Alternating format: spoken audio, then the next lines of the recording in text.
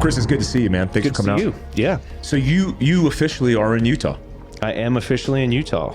Yeah, I've been here about 7 weeks. I think I've only been in my place for about 4 days straight, and that was over this Christmas holiday. So yeah, we're finally getting settled in. Yeah. You enjoying the outdoors? I know I've been tracking on your social media. You've been doing all the hikes and doing all the stuff outdoors. Yeah, love it, man. I mean, Arizona was great. We had access. It was desert. It was different, and we sort of did everything within like a 6-hour driving radius of Phoenix. Yeah. So we kind of just wanted to move the bubble north, if you will, and then moving to Salt Lake. I mean, I can be in the mountains in 20 minutes. Like we can be up in the backcountry in 20 minutes, whether I'm skiing or we're hiking or snowshoeing or whatever. So it like that part's amazing. Yeah, I always like a lot of people get offended when I talk about Utah because they're like, don't bring more people here. It's like, I want the good people here. I want Chris here in Utah in our backyard. Yeah, no, I tell you, it was helpful. My wife and I, we came up in May and did like a 2-week, like stay in an Airbnb. And like I know Salt Lake City. I've been here a bunch of times over the years. Remember that, well, it's back now, but the Outdoor Retailer Expo that they do in winter and summer. Now they moved it to Denver, right? They just brought it back. Oh, they brought it back? Yeah, they brought it back to the best of my knowledge, they brought it back to Salt Lake City, and I don't know. I think it's in January is winter, summer. I'm not sure, July or August, but so I've been coming to that for over a decade. So I'm familiar with Salt Lake City. I've skied all the ski areas. My wife wasn't, so we came up here, stayed in an Airbnb for 2 weeks, and she loved it, absolutely loved it. So I was excited. She doesn't ski, I do, but now I can leave for a few hours in the afternoon. I mean, let's face it, we're old. I don't want to ski all damn day anyway. But it's nice to go out for a few hours and get back in it. And so it's been great. Yeah, if you guys remember Fieldcraft a long time ago, I mean, this is probably 6 years ago we podcasted. I mean, it's been a while. It's been a while. It was Arizona, so that had to have been 5-6 years ago. But I podcasted Chris for the Fieldcraft Survival podcast, and that was your first public podcast, right? Ever, yeah. Yeah. I remember that was a good podcast. It was also probably the most like raw I've ever, like we got emotional on that. We did. It was a good podcast. It was really good, really long, but really good. Yeah. It was actually and I'll put the link down below. It was the first time that I made a connection. Crazy. I still remember it vividly with you and a specific operation that we talked about in Somalia during the podcast, but with I would say it's a tribute to the organization, the unit going back into Somalia for the first time, and there's a bowl. And there's a picture of you. Like it's like a 4x6. Yeah, I don't know where the bowl came from either. I know it's the smallest little thing, but it's in the spine of the unit, which is very significant for unit history all the way down. So any visitors that come through that open access area, you literally could see the origin story all the way to all the main points chronologically that the unit was involved in, including Saddam Hussein, which you've talked about in the Shawn Ryan podcast, which we'll put Shawn's link down below as well. And this situation in Somalia, and there was a bowl, and the picture was of you. And I was on the podcast, and I'm like looking at you, and I'm like, was there a picture of you in the unit? Like just a picture of you next to a bowl, which is really crazy. I still think it's amazing that that connection was made there, but it's significant. And now here we are, 5 years past that podcast, and a lot of years past retirement. Mm-hmm. How has, I mean, I imagine at this point you've gotten settled being a civilian. How has the transition for you been? Good. Not without its hurdles. Yeah. I've, changed things up a few times. Like we talked about before, I got lucky in that in my last 5 years in the service, I was doing acquisition stuff. I had a staff job. I wasn't deploying anymore. And so I sort of collectively bottomed out in that period, like we talked about, a near suicide attempt back in 2010. But then I had sort of 4 years of recovery while I was still technically on active duty with like-minded folks and trying to figure things out, getting some medical diagnosis, like really figuring my shit out. So when I retired, I was ready for that step. Retired in 2015. I went to work for a great company, Tier Tactical, body armor nylon company.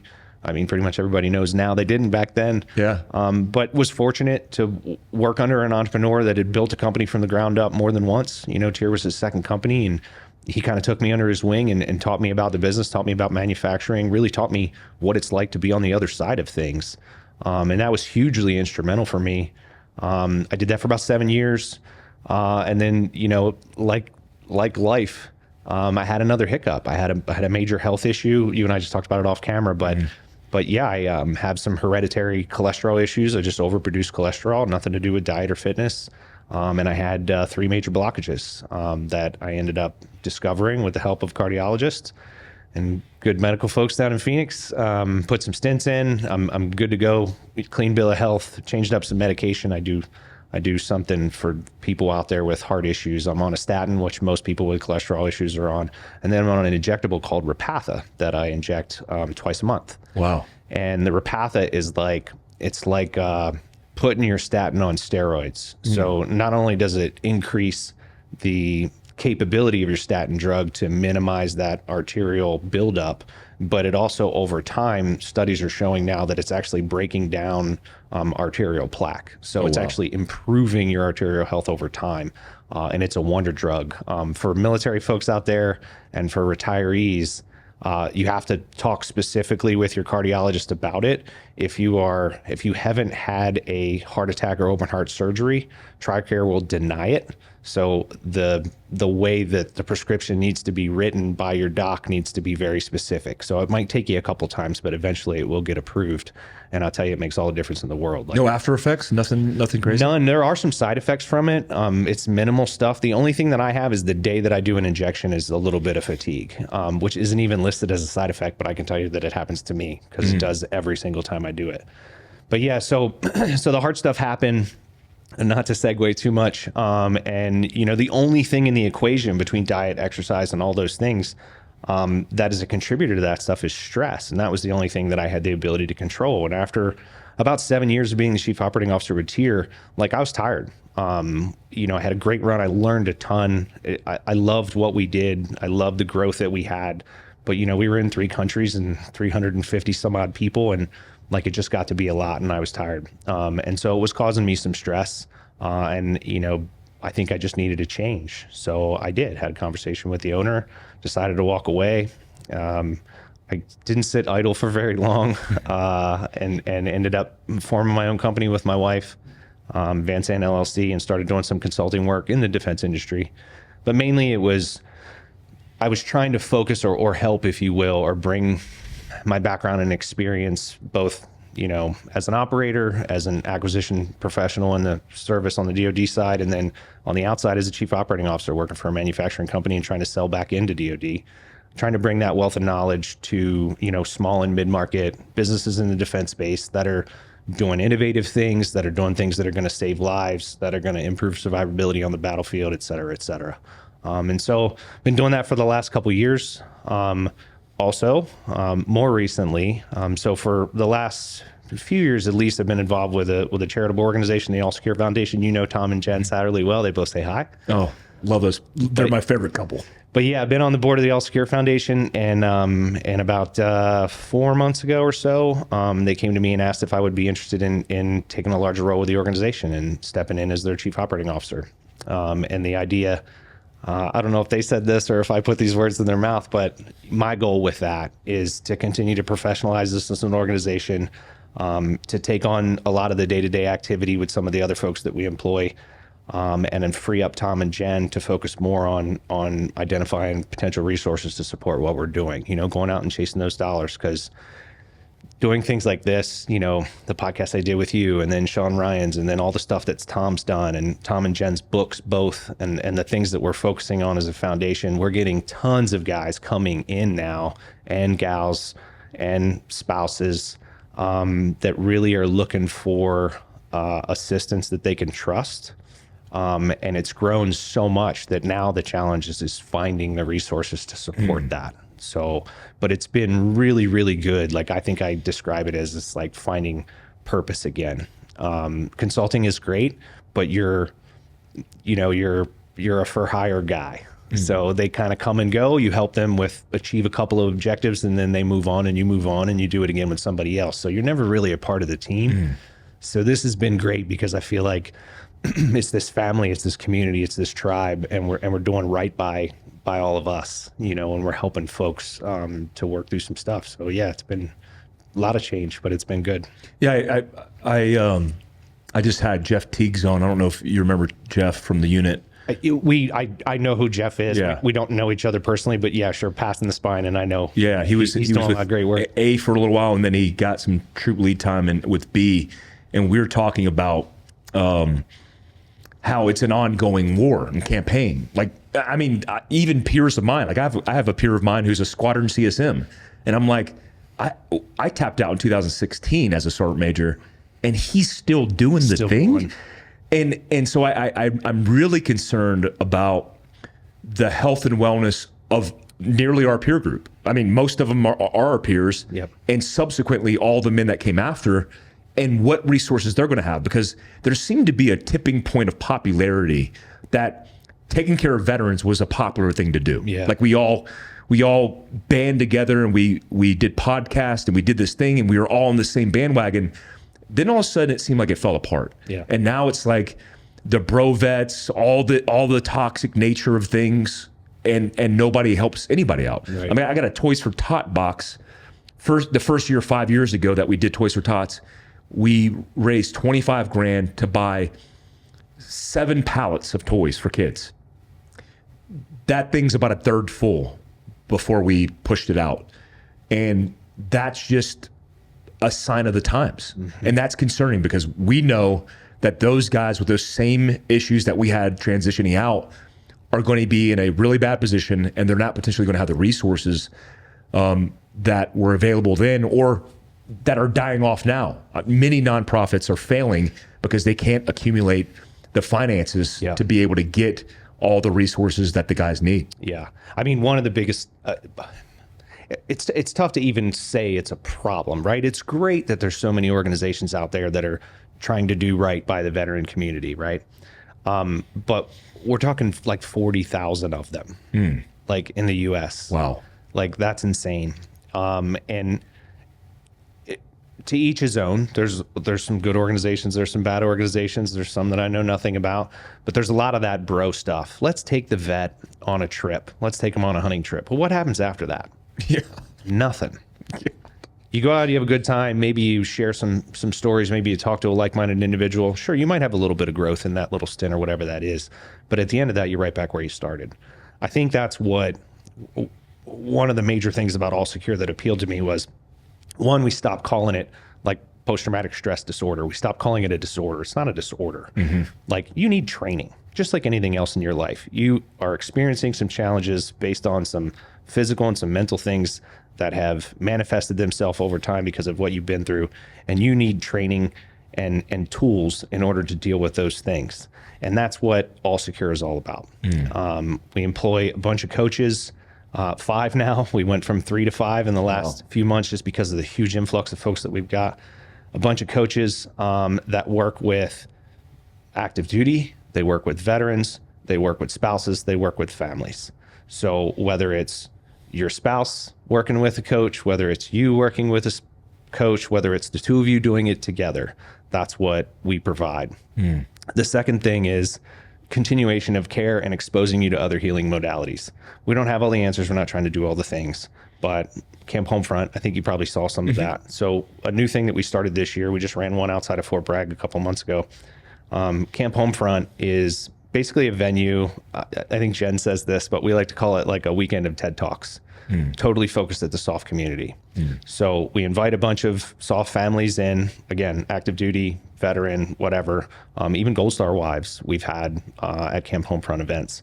And over the course of a couple of days, we present them with a lot of information. So we bring in subject matter experts, whether it's doctors or therapists or people like me and you that have been through various things, receive certain types of treatment, and then turn around and share that experience with the audience about, this is what it did for me, this is what I learned from it. And it's everything from, I mean, this last one, we covered everything from mindfulness to sleep, from stellate ganglion block to psychedelics. And each one was a different segment. And then we partnered with a bunch of entities that support each of those things because we can't do it all, right? But the goal was to get you in a trusted, comfortable environment, expose you to what we do, expose you to all these different organizations that help support these things, and kind of give you an a la carte menu of, hey, here's some options for you. There's no pressure. I think it's a community of trust. We call it coaching specifically and not therapy. And there's some very good reasons for that. Coaching allows us to be much more broad. It allows us to be off the grid, off the radar, so to speak. So there's nothing outside of the confidentiality of you and your coach anywhere else in the world. It's just you and that person working through your stuff. And to take it a step further, which I'm not aware of any other organization that does, we're not just focused on post-traumatic stress, we're focused on secondary post-traumatic stress. So not to throw stats at you, and I'm terrible at this, but like my community, the community that I came from, the building that you and I both worked in years ago, do you know what the divorce rate is in that organization? It's got to be high, I imagine. It's 92%. Wow. Now, I just got chills. 92%? it's 92%. Is that guys coming to the building married? They're going to end with a 92% rate. 8% of the unit is going to be married. Correct. Wow. Hey guys, hot salt from firecracker.farm. Now you guys have seen me use this. I've used this, and I'm a big believer in, one, getting your electrolytes through any means necessary. Most of you are deficient in salt in the first place. So yeah, there's a health and wellness benefit, but it also makes everything taste better. I use it on my eggs. I use it in my coffee. I use it when I'm camping, when I'm hunting. In the backcountry, it's great because I could just sprinkle it on my food on the go. And it's really neat, man. I mean, this is a high quality piece of equipment, and it's pushing out flavor to the max. If you use Mike Force right now, you could save 15% at firecracker.farm. That's Mike Force, one word, compressed together. Mike Force, one word, compressed together. That's 15% off at firecracker.farm. Green Berets, what do you think the divorce rate is in Green Berets? I imagine it's not as high as the units, but it's got to be high. 60. 48%. Wow. So 1 out of every 2 Green Berets in the Army will get divorced during their career. Wow. And it's like 92% at the unit? Right. Oh my gosh. So the rest of the special operations community looks just like that. Wow. I mean, we both know, and it's no secret, 1% of the force does 99% of the fighting in combat. Yeah. Right. So that's not to take away from what conventional service does. It just means that we, the special operations community, has a systemic problem, and the family unit is as much a part of that recovery as it is dealing with any of the issues that you and I have developed over all those years of combat related stuff. So focusing on secondary post-traumatic stress and being the only organization that does it, we're the first time that anyone has looked at a spouse and said, tell me about your experiences all these years living with Mike Glover when he came home from a deployment. Wow. And That's got to be shocking for some of those guys. Man, it's amazing. Yeah. Like you and I talked about before, you're a tribe guy like me, right? Yeah. Whether your tribe is 2 or whether your tribe is 20, having that teammate, we're team wired. Your spouse is that's your alpha team leader, man. Like that's your right hand. That's the person that enables everything in your life that'll be with you from the moment you meet till the day that you die. And so why wouldn't we commit resources and focus on care and coaching of those individuals as much as we do the service member or the veteran? Yeah, that's very different about All Secure compared to other nonprofits. And I think it comes from the dynamic of Tom's story with Jen. Because I know, talking to him specifically and knowing him as a friend, Jen saved his life. Yeah. And I also see that same dynamic with you. We are peas in a pod. The stories might be a little bit different, but I mean, I'll tell you, I know Tom. I've known Tom for 20 plus years now. I knew his and Jen's story, but when I read his book, he called me before he wrote it. Great book, by the way. Yeah, it was a great book. Yeah. And there was a lot of naysayers out there in the community. I read his book and I was like, God damn, man, like this dude was a leader for all these years in the service, and now he's taking the lead out here and he is just bearing it all and showing people, hey, this is what happened to me. This is the things that I went through. But he talks about him and Jen's story. And, I was reading his book and I'm reading bits and pieces to my wife, Robin, and I'm like, man, this is us. Like the struggles are similar. The near suicide is similar. And even though the stories are a little bit different, the common thread is finding that person that loves you for who you are right now, that you can talk to, that you can confide in, that is your teammate for life, man. And realizing that it's just because you find this great person doesn't mean it's going to be easy. It takes work just like anything. And to be good at it and to stay good at it, you have to continually practice and train yourself to be good at it. And both of you, not just one of you. And they've done that, and they do lead by example, and they share their story. They share their story at Camp Homefront events, and you see it. You look around the audience, all those soft couples out there, and you watch how they react to it, and they're ribbing each other. You know what I mean? They're like, that's you, that's you. And that, to me, like, that's what I saw. So to watch that happen in mass now to a lot more people is amazing. And it gives them, you see it right away, like that switch clicks, and they're like, well, shit, man, which is why you and I do stuff like this and talk about it. But like, if that guy is not afraid to go, yeah, I'm pretty screwed up, and yeah, I've got issues or this or that, but here's what I'm doing about it, well, then they can too. So yeah, tons of similarities. It's why I'm so happy to be a part of the organization and helping them out. And yeah, it's been good. Yeah, I remember in processing the unit, they were very good at pulling the wives aside, educating them on the job, the routine, being realistic with them, having other senior guys' wives come in and communicate to them all this stuff. And then you turn in your badge and the gate closes behind you and it's in your rear view, and then it's all gone. And then there's nobody to kind of partition and herd the masses and give you structure and focus and tell you, hey, this is the path to success. I'm interested in your stories of some of the things that you went through, kind of getting a full picture.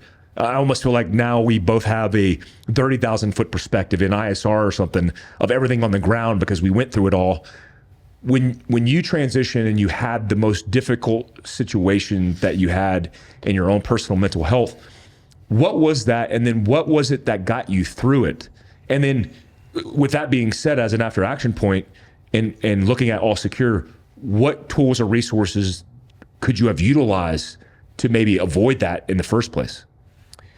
Yeah. So the second part of that, you're talking about if you're a current active duty service member, male or female, and you're looking towards this, and so for me, number one was diagnosis. Like, the first time a medical professional looked at me, assessed me, did a bunch of testing, and came back and went, yep, you have some physiological injuries, both to your brain, to your body, and they explained all of those things in a very clinical fashion.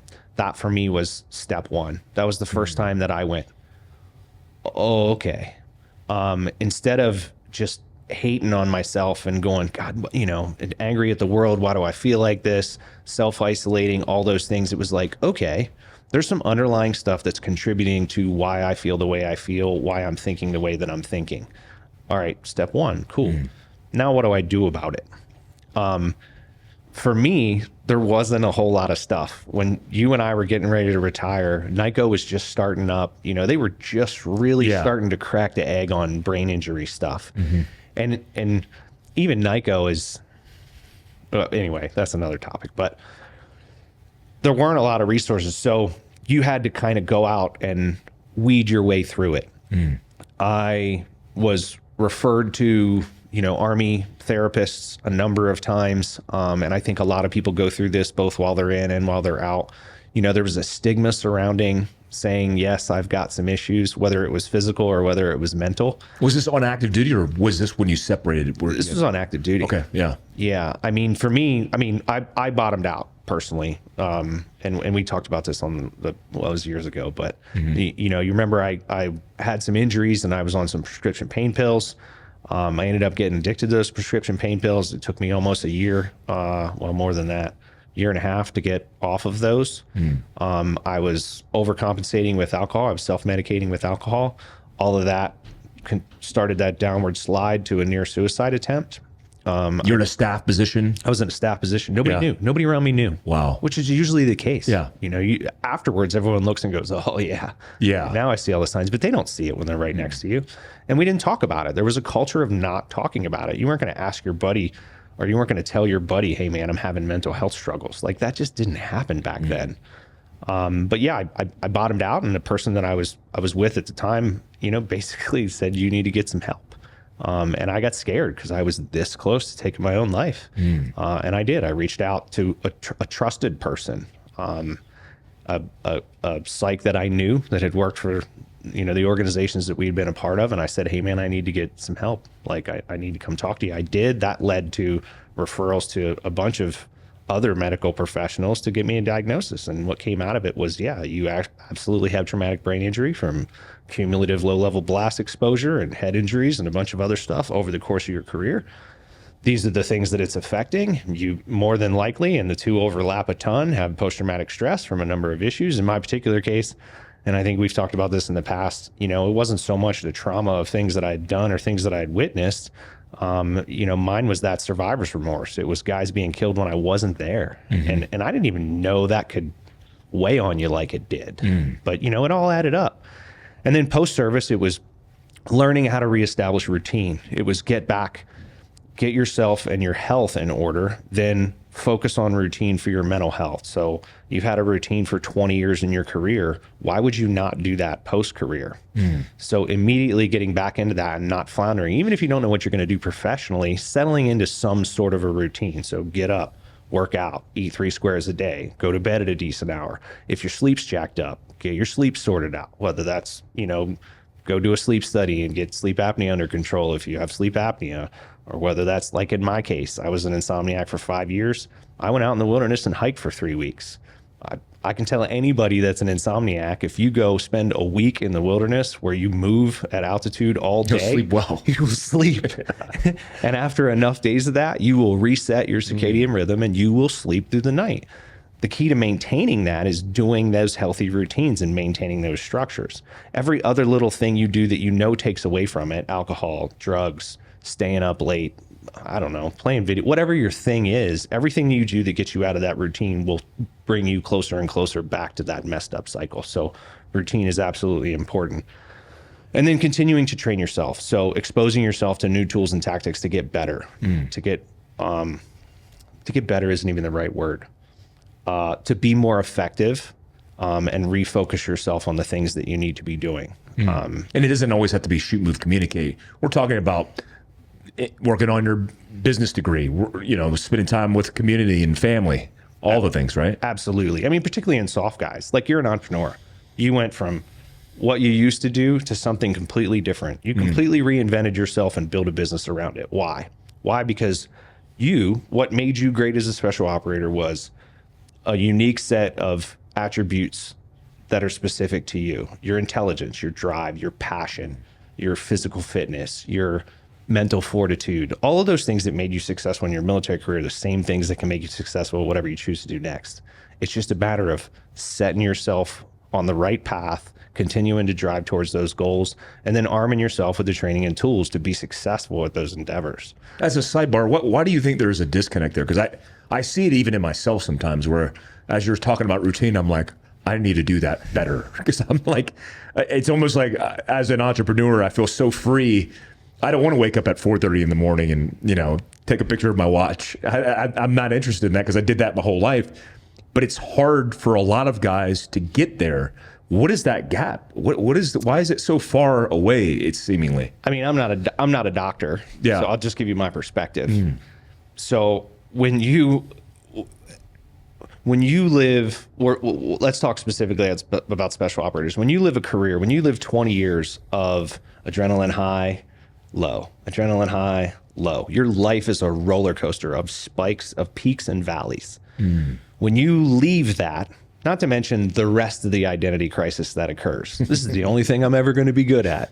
We both know that's bullshit, and you're proof positive, as are a lot of other guys out there that have done it. But when that happens to you, there's a level of depression that sets in. What do you want to do when you're depressed? Nothing. Nothing. So start simple. You've worked out your entire life. And there's people that have injuries, so there's other ways to do this. But let's say you're capable of going to the gym or swimming or running or walking or hiking or biking or whatever. If you start feeling down like that and you put yourself back on the bike, so to speak, and you get out there in the morning first thing and do that, what always happens immediately you feel better. Yeah. And you want to do it more. And you want to do it more. It might not last all day. Yeah. Cool. So start small. Baby step. What was it? Groundhog Day. Baby steps to the door. Baby steps. That's to actually the driveway. really good advice, because it just takes, even if I just I like to work on my motorcycles, and I'll go downstairs, and the habit is to pour a little bit of bourbon, because I'm relaxing, I'm working on my bike. But instead, like if I just pick up the kettlebell a couple of times and I'm just working it in between working on the bike, I obviously feel a lot better walking away from that than I do with bourbon in me, where I feel lazy, hungover, all the things. Yeah. So it's just a incremental. It's incremental steps. I think that's the key. I mean, I battled with depression a good portion of my adult life. Like there was a certain point in my career where it sort of set, I know this looking back on it now. And then there was a point where I got really low, and then I got better and recovered from that. And there's times where I felt great for long stretches of time, but it still creeps in. Like I'm not over it. I'm not, oh yeah, I kicked its ass and I'm good. No, it still creeps back in. There's still shit happens in your life. You know, you lose a family member. You know, my wife's grandmother, 99 years old, passed away a few weeks ago. Amazing woman, lived an amazing life. You know, you make it to 99, you've done well. Yeah. Sharp as a tack right up to the end. It wasn't even my grandmother, but she was as close as I had, because all my living grandparents were passed away. That sucks. Like even for me, it's not my grandmother, but I noticed that impact me psychologically. Well, what do? You know, take a little step. You know what? That was sad. That sucked. Let's get up tomorrow and go to the gym. Let's go out tomorrow afternoon and explore this great Utah wilderness that we have in our backyard right now. Like let's take a step. And you'd be surprised, one will lead to the other. And once you tackle one thing, like for me, you know, hiking John Muir when I retired, the moment my sleep apnea was gone, I was like, it was like I saw the world in color all of a sudden, and it had been in black and white for a bunch of years. Like all those other little steps got easier. Those steps got longer. And was it specifically that John Muir hike that did that for you? For me, yeah. But for me, I mean, you know, I'm an outdoor advocate. Yeah. And huge. I'm because of my experience with prescription drugs and other things, like I'm an anti-head drug guy. I'm not saying that it doesn't absolutely work for some people, and some people don't need a chemical balance, and drugs can provide that. So I'm not downplaying that. I'm just saying, for me personally, the outdoors was my drug of choice. It was the thing that helped me get healthy, helped me refocus, helped me reflect. So instead of, you know, you go through your day and you got all this baggage from all these years that you don't talk about very often, and then you're out with some buddies or some friends and you have a few too many drinks, and what happens? That box in the back of your head opens up and you start spilling stuff. That you're not going to solve anything under the influence of alcohol or drugs ever. In the wilderness, the same thing happens. You're walking along for hours, dead silent. You're with your spouse, your partner, your friend, whoever, and that box starts opening up. Why? Because you're relaxed. Quiet. It's quiet. There's no distraction. There's no phone. There's no nothing. And you're just in your head. It's like people that love to run long distances, man. They'll tell you, you know, they settle in, and then your mind just sort of relaxes and you get in that rhythm and you run that same pace for mile after mile after mile. That's because you get into that like Zen space. And it could be a million things that do it. But for me, it was being in the backcountry. But that box opens, and because you're in a healthy space, you start to talk about it and you share those things, and you find that you work through it, and it actually makes you feel better to talk about it. You don't wake up the next day with self-loathing because you drank too much and you don't know what you said, and maybe you said too many things, or you embarrass yourself or whatever. That doesn't happen in those scenarios. You're comfortable, you're relaxed, you share it, you get it out, you let some of those demons out of there, and versus slamming the box shut the next day. You know, so for me, it was a healthy space to dig into that stuff, to share that stuff, to get some of that stuff out. And then there were the physical effects of, yeah, it fixed my sleep apnea. Even this, or sleep disorder, even to this day, if I start struggling with sleep, the first thing I do is run to the backcountry. Really? I'm like, let's go for a 4-day. Because you'll get the sun, you'll get the nightfall, you'll go to sleep under the stars, and it resets everything for you chemically? Yeah, I don't know. There's been some studies on it, and yeah, it's more than 2 days. But for me, it's like 3 or 4 days is where it actually starts kicking in, where I wake up when the sun comes up, I go to bed when the sun goes down. You got nothing else to do. Very interesting. You're moving all day. So yeah, it really works. I mean, it works for me. But I think it could be anything, man. Like whatever your hobbies are, whatever that thing is where you get in a comfortable headspace and you're relaxed and you're doing something that you enjoy, I think it can have the same effects personally. I imagine All Secure Foundation has fundamentally tools and resources, but a lot of it is like train the trainer, right? Because you can't be there holding the hand the entire time. You have to be able to get these resources and for people to exercise and sustain that mental health for themselves along the way. Yeah. So, I mean, step one for All Secure, like anything, is triage. It's Mike Glover calls me or Mike Glover sends an email and says, you know, I need some assistance. The first thing that one of our coaches does is take an assessment, is have a conversation, establish some trust, some familiarity, and then get you to tell me what you feel your things that you're having trouble with are. Now, if chemical dependency is there, if you have a problem with alcohol, I'm just use this as an example. That's not something that All Secure does. Warrior's Heart does a great job of it. Yeah, absolutely. Yeah. Inpatient.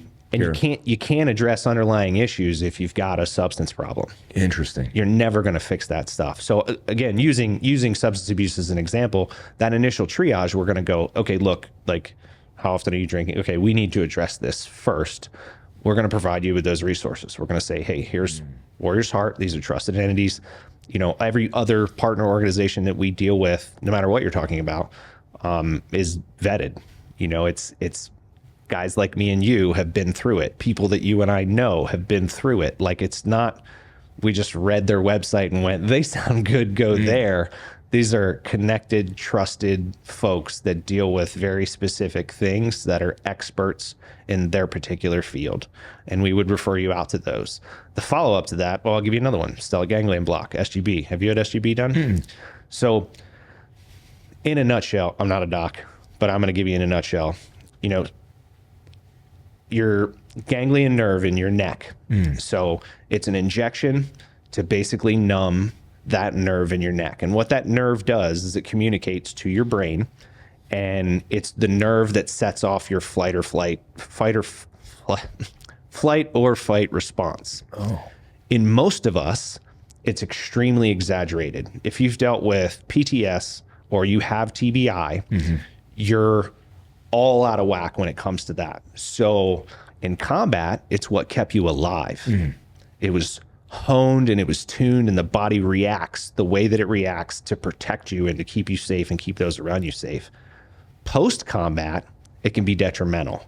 And because you've lost the ability to regulate that, you're having a fight or flight reaction in a conversation. Yeah. So you and your spouse are, a commercial flight. Yeah. I've had that. And you're like, why? You don't even know why you feel like this, but all of a sudden you're jacked up and you're angry and you're warm and your face gets red. And you're like, this shouldn't be happening in this scenario. And it's scary for people around you. It is, yeah. So what SGB does is it numbs that nerve bundle and it slows down that response.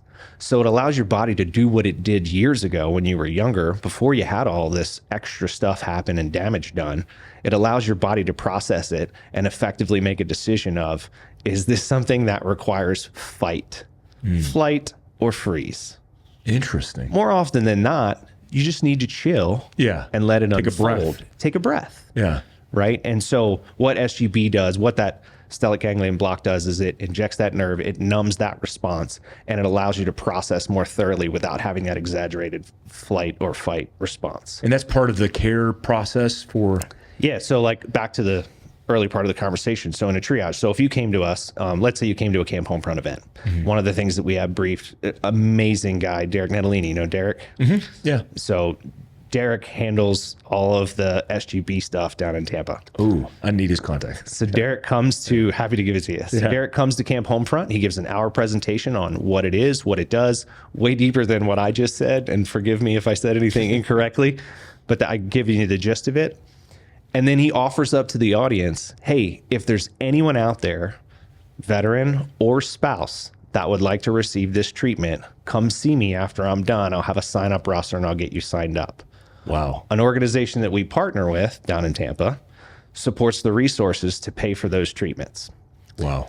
So what we do at All Secure, because they don't do coaching and counseling, we do 2 sessions up front before their SGB treatment. They go down, they have the treatment. Then we do the follow-up care and coaching to make sure that you get the best results out of that treatment that you can to hopefully continue that on for the future. So it's this symbiotic relationship between us and another vetted partner organization doing two completely different things, but working together to help solve families. Yeah, it's like a JSOC of nonprofits. It's like a consortium. Yeah. You have to have that too. And I like it because it's like you can go into it and then be mentored along the way. Because a lot of, like you said, if you don't know the nonprofit and you don't have a contact point, but you have a common experience, then you have a trusted agent. Yep. And most nonprofits aren't ran by guys who served in the military period. They're not. And so when you talk about issues like even your own traumatic brain injury, which we both have, and we've talked about in the last podcast, they don't necessarily relate to that. And that's one of the reasons why I like Warrior's Heart and Tom's involvement in it, and also All Secure Foundation and Tom's involvement in it.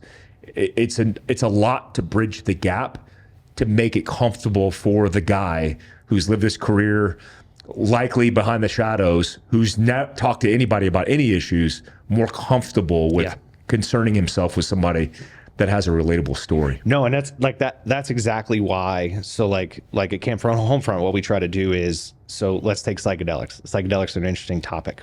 I haven't done it. I don't know if you have. I've done it, a psilocybin, but it wasn't for the benefit of the treatment. So we give you, in the course of an hour, anybody that attends, we give you a breakdown of the various types of psychedelic treatments from a medical professional that explains what they are, what they do, and how they do it. And then we give you anecdotal from a former operator or a spouse that has been through it, done it, seen the results firsthand, and is good at sharing that experience with the audience.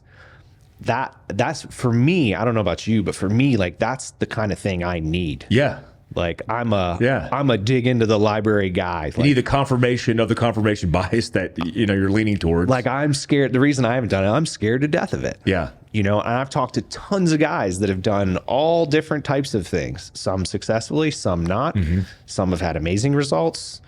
Some jokingly said shit didn't take. And I understand that, but that collectively has made me scared to do it. So we approach it from that perspective of if you're one of us and someone's talking to you about it, what do you want? You want as much information as possible. You want it accurate, you want it current, you want it now, and you want it vetted.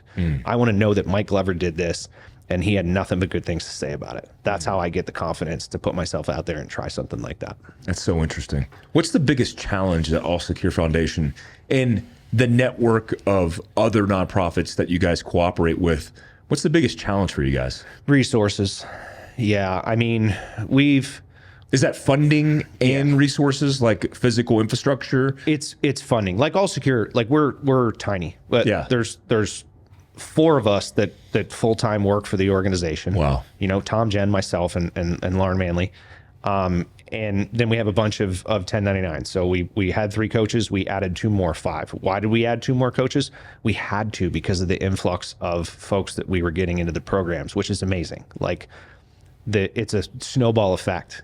Tom did Shawn Ryan's podcast and said a lot of amazing things and talked about it. And it was incredible. Like, when you like the amount of people that reach out to you, the volume, you wish you could handle all of it. Yeah. It's one of the reasons why we don't do like big service anymore. It's because we can't. Yeah.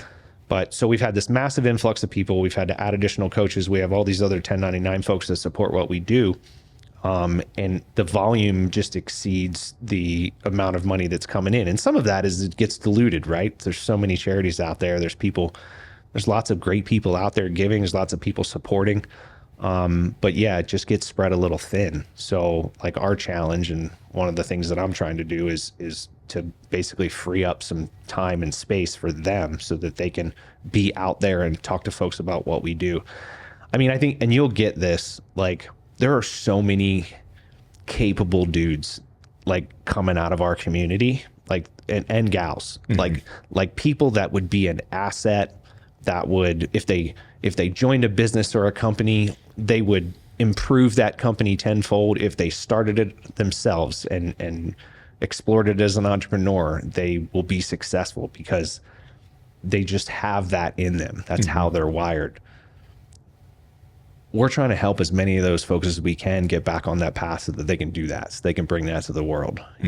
Like there's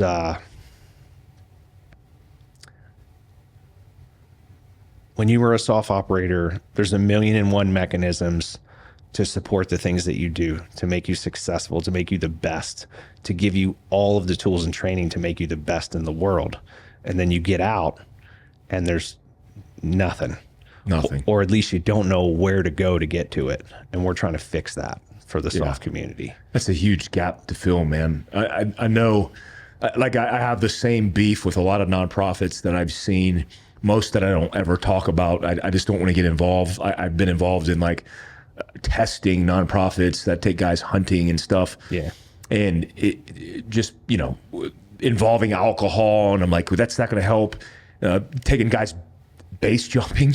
I'm like, if you're taking a guy who's got TBI and PTS and you're taking him base jumping, that's likely not going to calm him or put him in a better position or state. And so it's cool to see a comprehensive care and approach, especially for spouses. They're the most neglected, right? Yeah. So, and I think people, okay, let's be candid. A lot of marriages end in divorce in the military, because a lot of us get married really young. Let's be honest. It's not always combat that ended your marriage. Yeah. It's, there's a culture, particularly in the Army. The Army gets married earlier than any other service. I want to get out of the barracks. I want to get more money. It's the system is built to get you to get married at 18 years old in the Army. But so, you're not the same person 5 years later, 10 years later, a decade later. Then you add combat and it compounds even further. So a lot of marriages end in divorce. And then you find someone new. You find someone new that's current, that's who you are today, that relates to who you are today. And it might be great. It's not always going to be that easy. In any relationship, it's not going to be that easy. It takes work. For me personally, like Tom, I found a person that was amazing, that filled every gap that I had, that I thought, this is going to be incredible and amazing forever. It's so easy. It doesn't take any work. Well, guess what? It does. On both sides. There's things about myself that I didn't even know 5 years ago that I do, or the way that I react, that over time will weigh on somebody. You'll hear about it 5 years later. You know what I mean? It's like when you're shooting on the range, and when you're doing it yourself, you don't even notice that you're doing a particular thing incorrectly. Yeah. But yet a guy that's not even as good a shooter as you can be standing next to you and go, dude, come on. It's kind of like that. And being unafraid to seek that out. So yeah, so Tom and Jen, when I joined the board of All Secure, they said, hey, if you want to utilize our resource, if you want to use one of our coaches for yourself and Robin, you're more than welcome to. And All Secure pays for 12 sessions. So anybody that puts in a request online on our website, allsecurefoundation.org, if you put in a coaching request, you will get a call within 24 hours. A coach will contact you. It comes through the system. Unfortunately, like I said, we can only cater to the soft community, both active and retired, and their families. And that's just because we can only do so much. But yeah, you'll get a call within 24 hours. It comes through all of us as a vetting mechanism and we might ask you some secondary questions to make sure that you did belong to or do belong to a soft related organization. But then you're off to the races and you get 12 full sessions. And then if you want to continue on after that, that's on you. There's mechanisms to do that through insurance and other things, but we pay for those initial 12 sessions. And it took some time to get to that number and figure out what that right balance was. But me personally, I was like, sure, that'd be great. So I asked my wife, I'm like, you want to do this? And she was like, absolutely. I can't wait. And we do have a great relationship. Yeah. But I'm a piece of work. We all are. And I'm aware of this. Yeah. Right. And our lifestyle can be a challenge sometimes, particularly, we've had a lot of change in the last couple of years. So she was like, yeah, sure, let's do it. Well, one of our coaches, Stacy is her name. And Stacy is an amazing individual. For me, it was the first time that I ever felt like someone truly understood me and the community that I came from. So here I am talking to a professional therapist, but a coach, a person that's trained in trauma and trauma therapies, a person that's trained in marriage, post-traumatic stress, secondary post-traumatic stress, and is very familiar and has worked with soft operators for a whole bunch of years. She's seen it all. It was amazing. Yeah. I was like, this is the coolest thing. Like I say things and she's like, You're all the same. Yep. And like anybody that's ever been to even service provided stuff, you get that deer in the headlights look when you really crack, when you peel back the layers of the onion And then you get uncomfortable because you're like, man, why is this trained professional looking at me like they have never heard anything like this before? And that's scary. Yeah. And you shut back down. Yeah. Or worse, like I had an experience where I went to see somebody to have a conversation. And then immediately after my very first session with them, they walked me out into the hall of their office and they worked with their husband and they said, hey, this is the Delta Force guy that I was telling you about, right in front of me. Oh, wow. Most unprofessional medical experience I've ever had. Wow. So yeah, so you know, Stacy was amazing for me. She was amazing for my spouse, and she was amazing for us as teammates, as a couple. And we've continued. Like I finished my All Secure sponsored sessions, and we continued on post, not because we need it or our relationship is all messed up, but because it makes us better. And so whether you're doing great and you're way up here, or you got some things that are bugging you that you need a coach, you need a referee to work through, or maybe you got some personal stuff. Like in my case, maybe for whatever reason, maybe I got a little bit of depressive stuff creeping back in, and I can feel it. I know it. I recognize it now. Why? Because I've educated myself, because I've exposed myself to things, and I know what it feels like. I know the changes that happen within my body. So now I have this person that I can go communicate with, talk about that stuff. And sometimes it's as little as just reminding you of a little tool that you can use to help get you back on that right path, to take that next baby step so that you can start running again. Is that the recommendation from All Secure's perspective, is to potentially do that counseling with your loved one, with your spouse? Me personally, I think yes. It seems like that's a game changer. It's a huge game. I think too many organizations focus on the service member. Yeah, but they need the support in the house. Correct. And it doesn't do, I mean, what we see on our side, it's not funny, but it is funny, is we get spouses go, yeah, everyone, like he gets to do all these things and no one gives a fuck about me. Yeah. And imagine several years of that. You could be doing great as a service member and your spouse is at home struggling, going, what about the last decade of you being like this? Doesn't matter the reasons at that point. Yeah, she might be going through the same situation that you went through prior to getting counseling, and she needs it just as much as you do, maybe even more. Well, and let's face it, like, we're tying it all to combat and what have you, because it's relevant to the audience that listens to these things. But the reality is trauma is trauma. I said it on Shawn Ryan. It doesn't matter whether you'll lose a sibling, you're in a car accident, you get raped, God forbid, or whatever. Trauma is trauma, and the effects of trauma are the same, whether you are a Delta Force operator or a school teacher. And the mechanisms for dealing with and recovering from trauma-related mental health stuff is the mechanisms are the same. So your spouse, the person that isn't in the service, could have had an issue from their childhood that they have never even dug up. Interesting. They have never addressed, never resolved, that is impacting your relationship or your partnership as a couple. Maybe your things are triggering her thing, or her thing is triggering your things. So bringing the family unit into that and exposing yourself to that and those tools and that training to be more successful, both as an individual and in your relationship, I think is key. So I would always recommend, if you can do it as a couple, do it as a couple. Man, how can people get more involved with helping All Secure? Is it donations? Is it rallying behind them? Is it supporting the organization in some way? What are the best ways to do that? Yeah, it's a couple of things. There's tons of businesses out there that like to support veteran charity. That's great. We always need donations to support our coaching staff to continue to help solve families. I think we've treated 5,000 people at this point.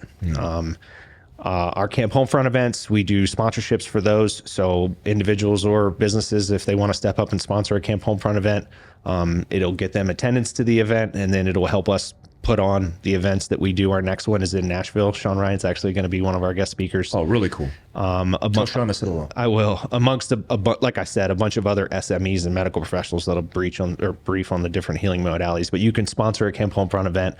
You can sponsor a retreat. So we do spouse retreats through Virago, which is Jen's separate female-related organization. We do men's retreats through All Secure, and then we do couples retreats also. So you can sponsor, support any one of those, and we have various packages for those. But, at the bottom line, like with anything, every dollar counts. My wife and I are getting ready to do a climb in South America. We're going to do Ojos del Salado, which is the tallest volcano in the world. Oh, wow. I do that stuff, one, because I love it and we love it together. But two, it's eyeballs. It's to get people to pay attention, that, you know what, even though you've been through a bunch of stuff, you can continue to push yourself and achieve great things, and hopefully get some people to pay attention to, you know, military, active duty, and veteran, family, mental health, and support organizations like All Secure. So yeah, every little bit helps. allsecurefoundation.org is our website for coaching support. You just put in a request if you'd like to attend a Camp Homefront event. Like I said, our next one is in the Nashville area in April. Registration is open for that right now. Our next one, we're trying to do them in different geographical locations, so near military bases, so hopefully people don't have to fly in. But we did one outside of Bragg. We're doing one outside of Campbell now, or within driving distance. The next one's going to be West Coast, probably near Joint Base Lewis McChord. You know, you got Rangers and First Group and all those guys up there. And then we'll do one in Mountain. So if you got any ideas, I'm looking for I got plenty. Yeah. It'd be awesome. I'd love to be involved in some way too. Yeah, no, we'd love to have you. I mean, really, it's just exposure. It's getting people to pay attention to the message. It's getting veterans and families and even active duty guys to realize that you've got a trusted agent, you've got a confidant, you've got a friend in the All Secure Foundation that you can confide in, that you can rely on, and we're going to give you the training and tools, and we're going to expose you to things that you might not even know are out there. So that's awesome, man. Awesome mission. I'm glad you and Tom are running it and getting it done. It's an amazing thing that Tom and Jen has put together. I'm glad you're on board. When I heard you were joining the team with All Secure, I was like, oh, that's the perfect guy for it. I knew your successes from your tactical, post-military, and consulting and all the things. You're the right guy to build a network and build this to the next level. So thanks for sharing all that information with me, man. Yeah, man. Thanks for having me.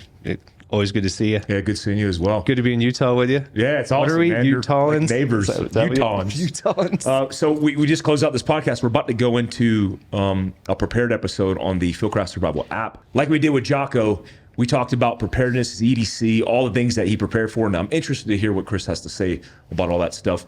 Also, I wanted to ask you something. I had this in my mind. I wasn't sure if this was you or not. Didn't you develop the special operations migration into the ops core? Yes. Because one of the reasons I had replacement disc put in C6, C7, and C5 wiped clean is because in an emergency surgery procedure was because our original opening tactics, maybe even in the unit at the time, this was for me in SF at the time, was when you deployed in military free fall, you would look back over your right shoulder while you had a Kevlar helmet on and night vision and all the accessories, and it would literally rip your neck down and injure you. And I remember something about like a document or something like that you might put together at USASOC. Yeah, well, the parachute thing was separate. That occurred afterwards. The first document was a study done by Dr. Chris Palmer. Chris is a good friend. His study was on head-borne weight and its effect on reaction times. Interesting. So your ability to transition from target to target with weight on your head. Yeah, which is cumbersome, slow at best, I imagine. Specifically, the metric that he used was a half pound.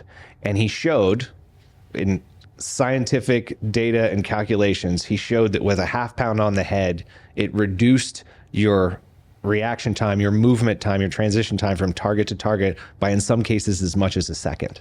Wow. Having an extra half pound on your head. We have like 5 pounds. Correct. Every time we make it lighter, we add something that is heavier. Yeah.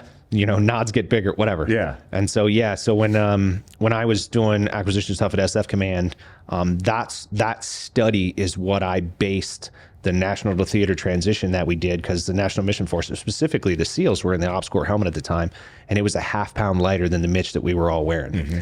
And so I used that as the backbone to sell SOCOM on why we needed to spend twice as much money on a combat helmet when we had one that was working fine, that only cost $600. You know, we pushed them to transition, and it was based on that study. I feel like Ops Corps owes you some equity or something. Yeah, they're owned by Gentex now. Maybe they can contribute to the All Secure Foundation. I would hope. For sure.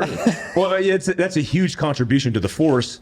And I remember hearing about that and how much of a battle it was to get that. Even when I left the unit and stood up a sniper team in the CRIF, to get us OpScore helmets was like an act of Congress. Yeah. Like, what the hell was going on? And I was an angry, passionate E8 at the end of his career that had total disc replacement C5, C6 at 30 years old. Wow.